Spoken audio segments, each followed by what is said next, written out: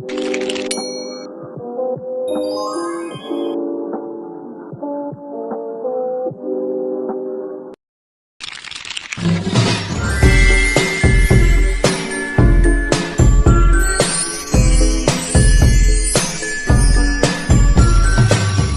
teman-teman, jadi kami di sini akan mempresentasikan mata pelajaran keuangan mengenai pasar modal.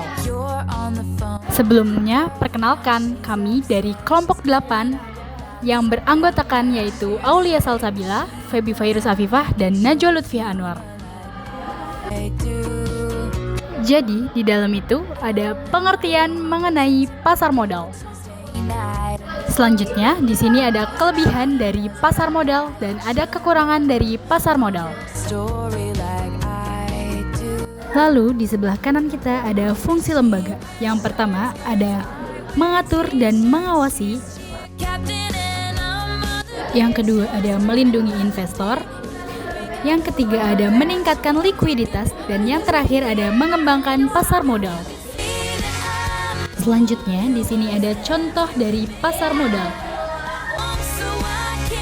Contoh yang pertama yaitu ada pasar saham, yang kedua pasar obligasi, dan yang ketiga ada pasar reksadana. Selanjutnya, ada peran dan manfaat. Dan yang terakhir, di sini ada pelaku pasar modal. Cukup sekian dari kelompok kami, terima kasih.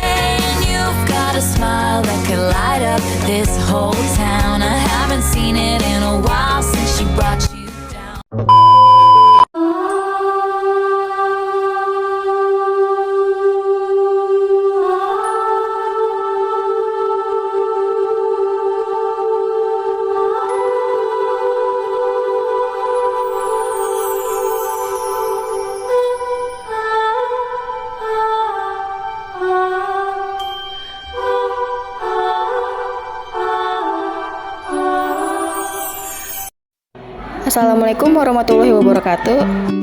Tugas clipping keuangan tentang pasar modal.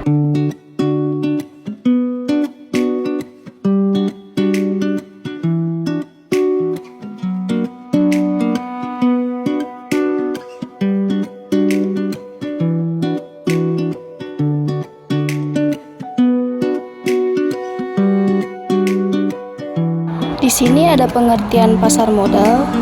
Pasar modal adalah suatu sistem yang memungkinkan perusahaan untuk mengumpulkan dana dari masyarakat luas dengan cara menerbitkan saham atau obligasi, serta memungkinkan investor untuk membeli dan menjual sekuritas tersebut. Lalu ada fungsi pasar modal. 1. Mengumpulkan dana untuk perusahaan. 2. Menyediakan kesempatan investasi bagi masyarakat. 3. Meningkatkan efisiensi alokasi sumber daya. 4. Membantu dalam proses pengembangan ekonomi. Lalu ada instrumen pasar modal. Yang pertama ada saham, kedua obligasi, ketiga reksadana, keempat kontrak berjangka, kelima opsi.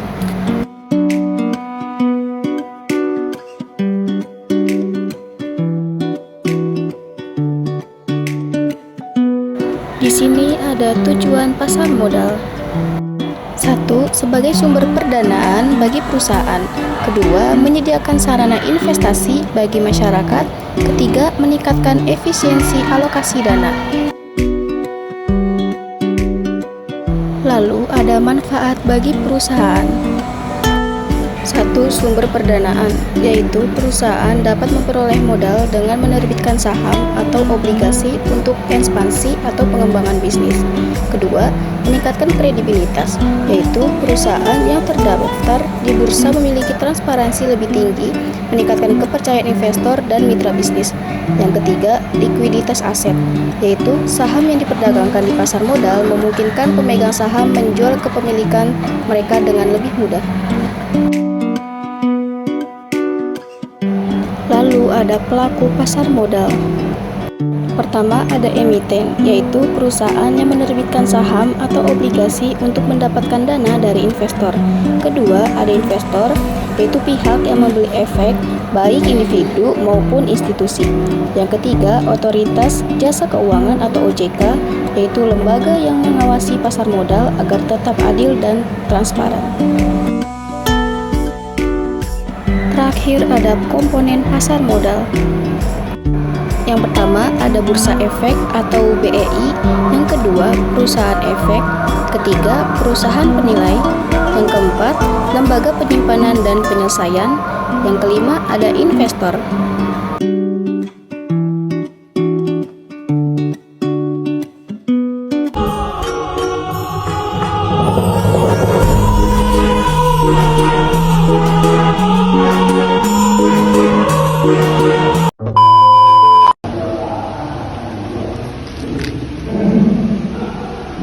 Berikut pengertian pasar modal. Selanjutnya, ada fungsi dari pasar modal.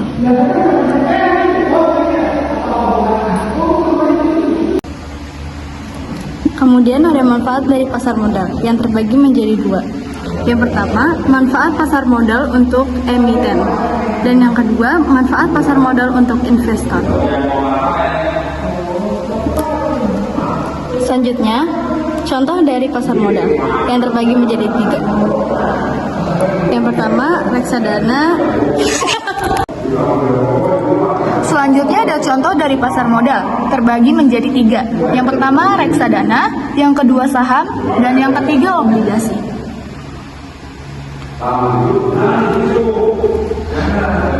Susah ikan hiu ikan lele, selesai le. Buka dulu. Aduh, mau keluar.